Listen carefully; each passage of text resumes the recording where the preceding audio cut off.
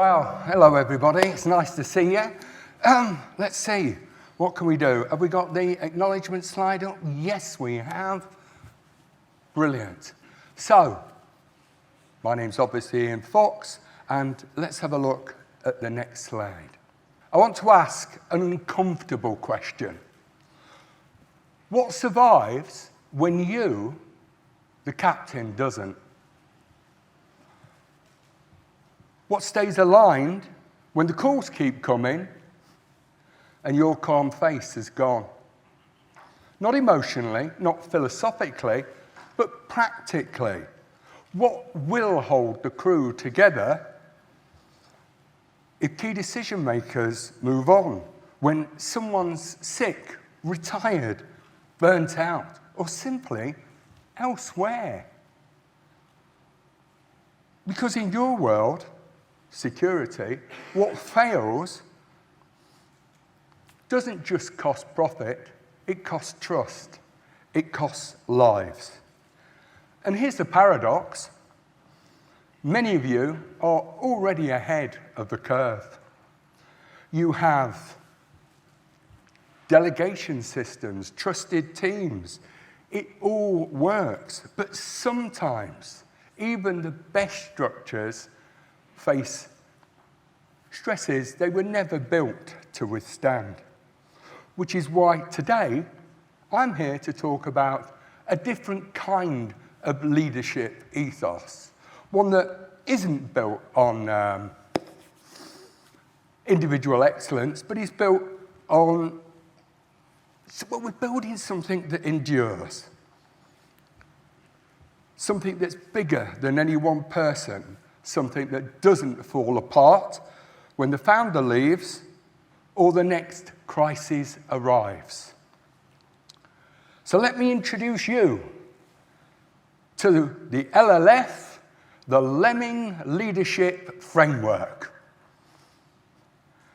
and explain why its key constructs, continuity of purpose, dynamic adaptability, institutional knowledge retention, structured dissent, rest and rotation might be of value to you and the organizations you lead.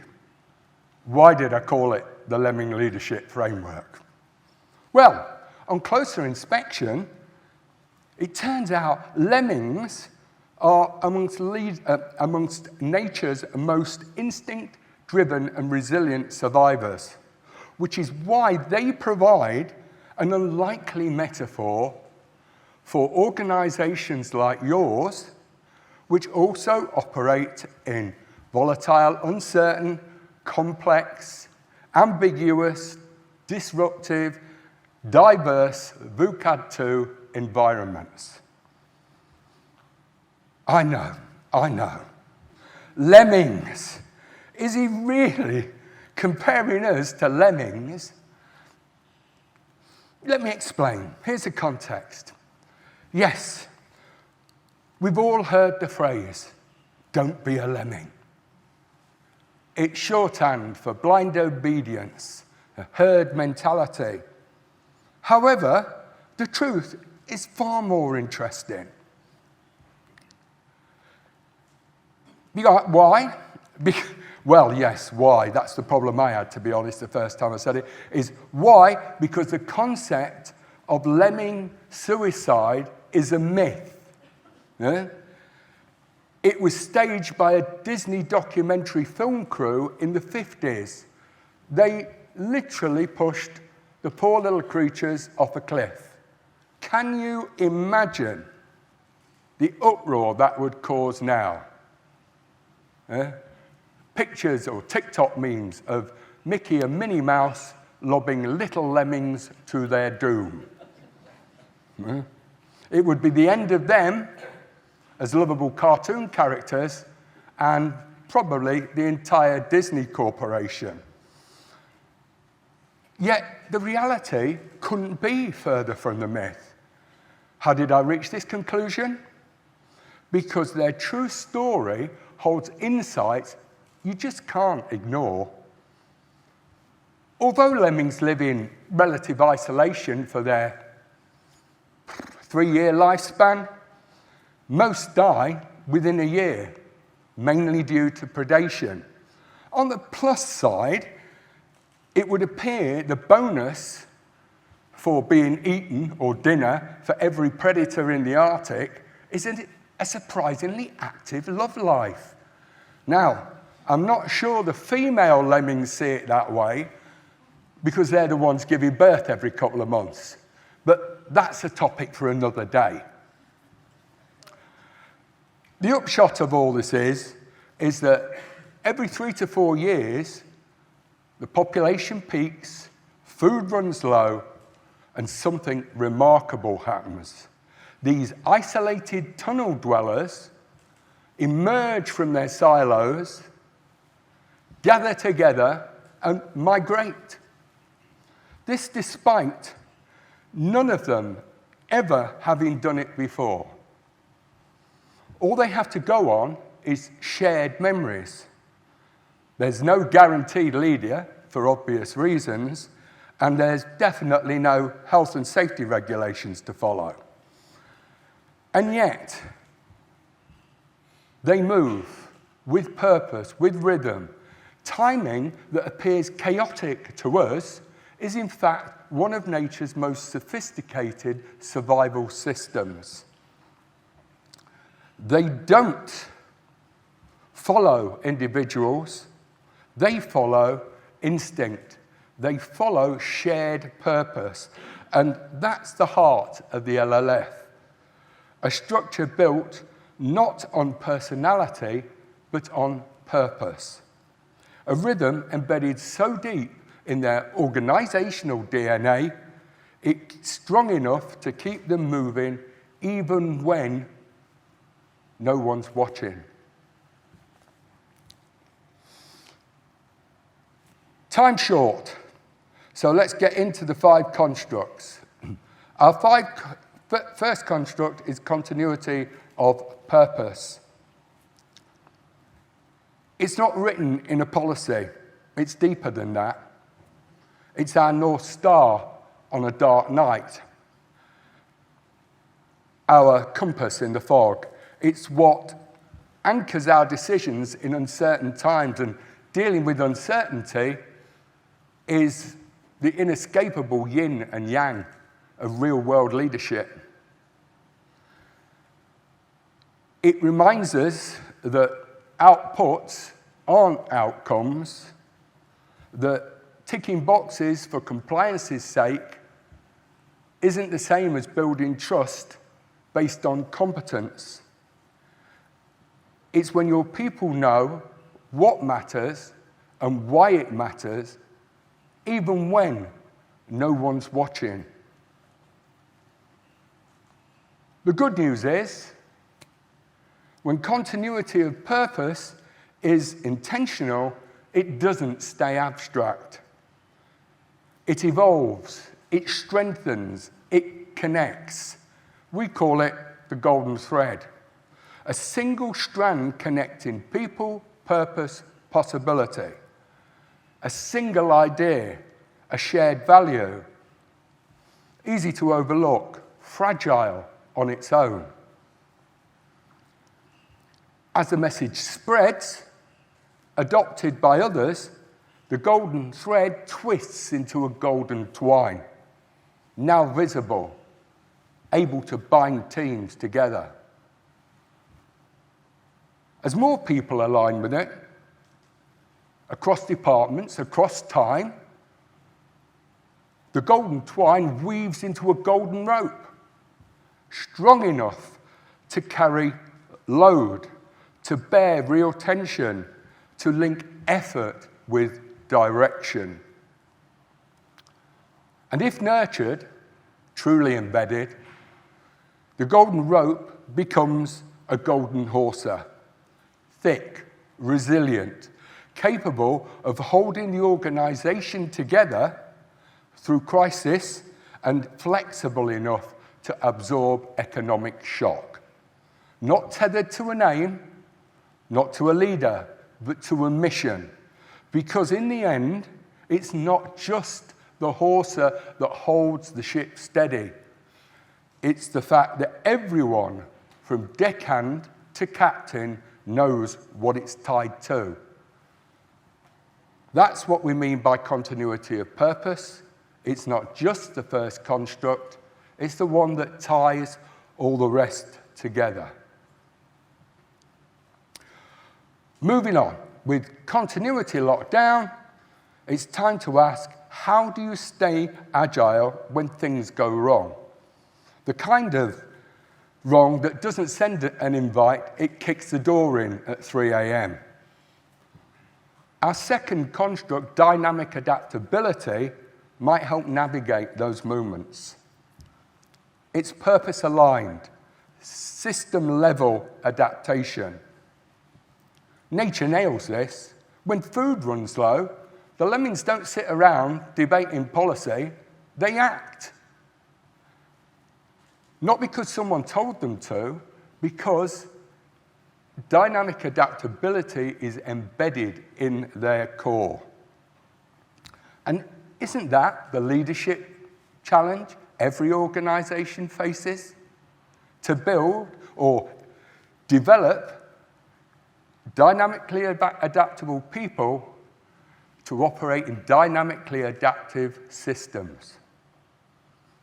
Systems that flex without losing shape, decentralize without falling apart, that enable good decision-making, even whilst leaders sleep.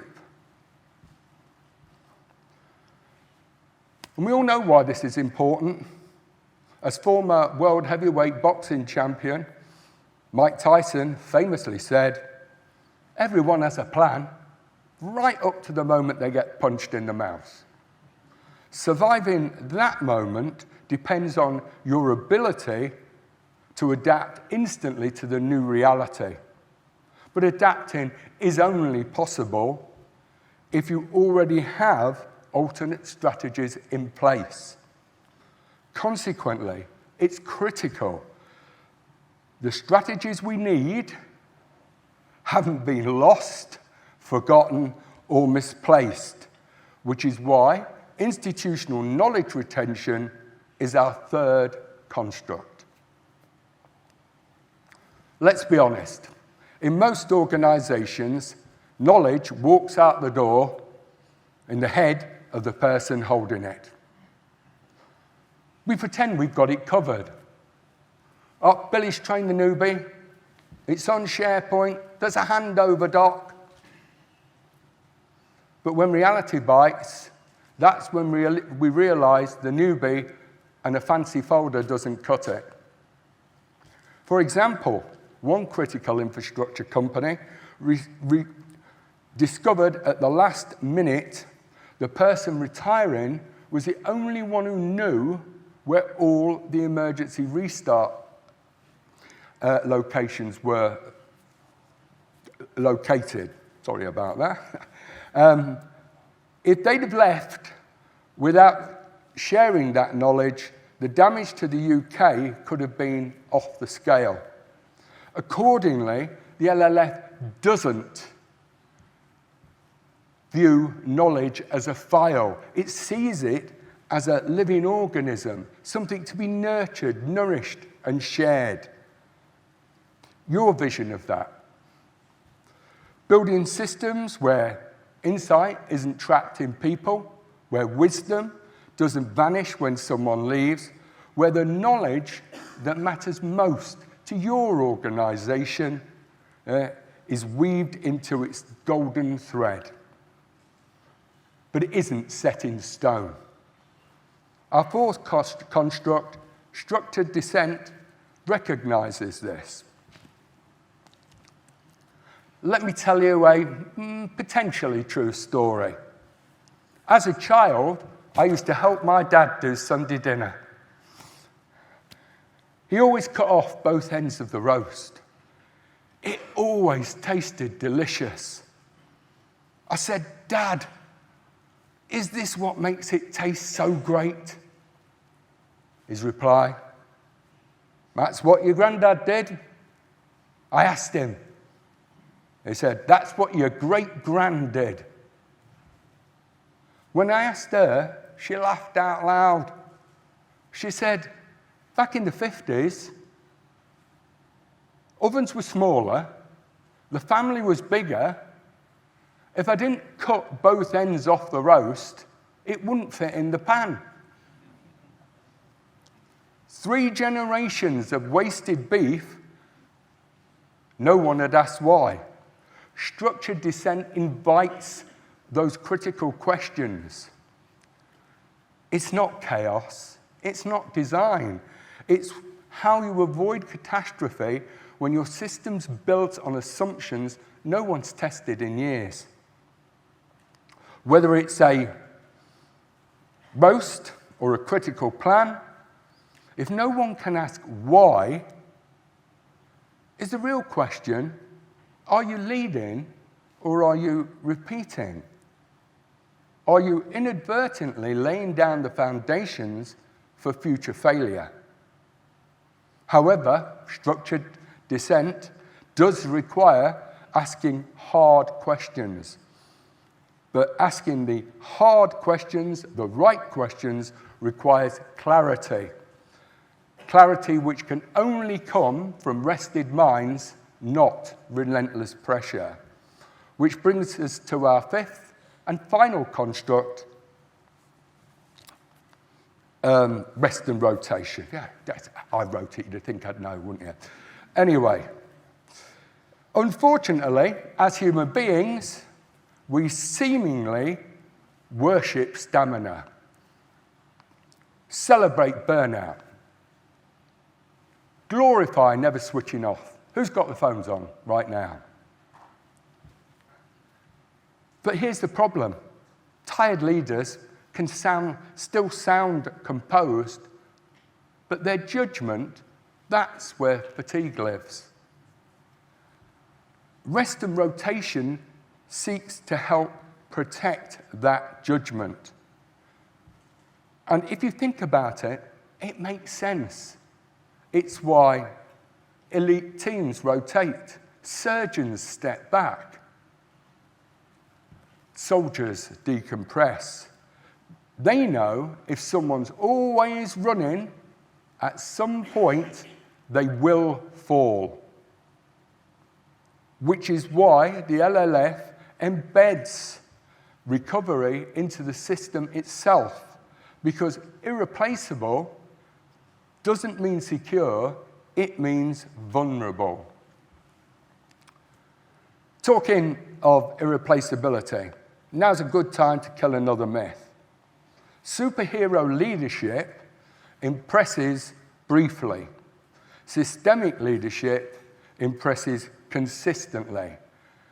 Leadership isn't about a lone genius or a last-minute hero. If your organization depends on that, then you've got a single point of failure or a bottleneck in disguise.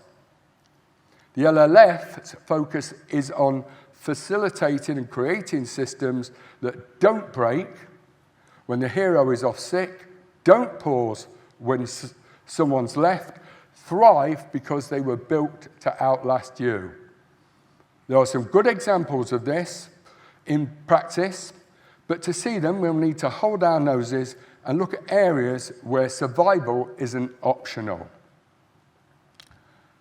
But let's be blunt. Some of the most resilient organizations on the planet operate in the shadows. Cartels, terrorist networks, insurgencies. We hate what they do, but their operational structure, decentralized, redundant, adaptive. When one node fails, another takes over. They build for survival, not visibility. Imagine embedding that level of resilience into your organization. What would it look like? What could it achieve? How about Leicester City? 2016 Premier League winners. No superstars, just trust, rhythm, and self-belief. They overcame 5,000 to 1 odds, not with flash, but with function. Or De La Salle, the American football high school team, 150 straight wins over 12 years.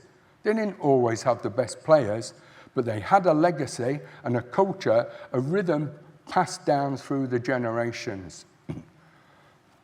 These are the examples of what the LLF seeks to embed or to inspire.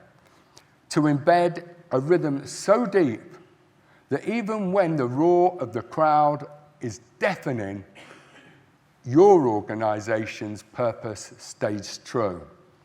Because resilient systems don't just survive disruptions, they get smarter from it. To recap, 1 framework, 5 constructs, and a simple question: what are you building to outlast you? Perhaps Rick Smith can provide some inspiration. The $44 billion company, Axon, formerly Taser, that he built perfectly encapsulates the 5 constructs I've outlined today. In conclusion, the Lemming leadership framework doesn't pretend to be a solution, it merely offers a potential blueprint. It aligns the golden thread of purpose with practice. It reframes leadership not as spotlight performance, but as sustainable legacy.